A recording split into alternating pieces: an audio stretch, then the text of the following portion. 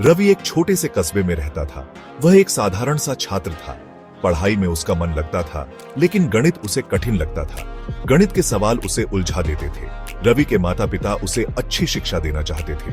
वे दिन रात मेहनत करते थे, लेकिन उनके पास इतने पैसे नहीं थे कि वे रवि को महंगी कोचिंग क्लास भेज सकें। ये रवि के लिए एक बड़ी चुनौती थी। उसे समझ नहीं आ रहा था कि वह कैसे गणित में अच्छा प्रदर्शन कर पाएगा।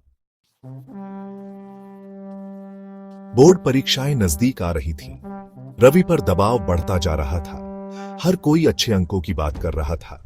रवि को चिंता होने लगी। उसे लगता था कि वह कभी भी गणित में सफल नहीं हो पाएगा। उसके दोस्त कोचिंग क्लास जा रहे थे और नए नए तरीके सीख रहे थे। रवि को अपनी स्थिति और भी निराशाजनक लगने लगी। एक दिन रवि ने अपने पिता को अपनी चिंता बताई। उसने कहा, पिताजी, मुझे नहीं लगता कि मैं बोर्ड परीक्षा में अच्छा कर पाऊंगा। पिता ने प्यार से रवि का हाथ थामा। उन्होंने कहा, बेटा, असफलता जीवन का हिस्सा है। जरूरी यह है कि तुम हार न मानो।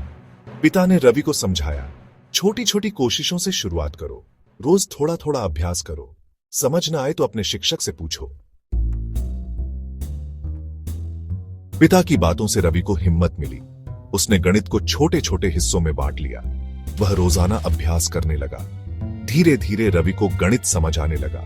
उसकी गलतियां कम होने लगी। उसने दूसरों से अपनी तुलना करना छोड़ दिया। परीक्षा के नतीजे आए।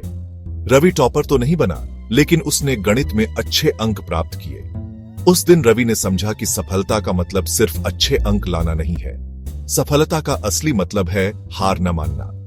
सालों बाद जब रवि अपने कॉलेज के दीक्षांत समारोह में खड़ा था, तब उसे अपनी इसी जीत पर गर्व हो रहा था। उसने सीखा था कि मेहनत और धैर्य हमेशा रंग लाते हैं।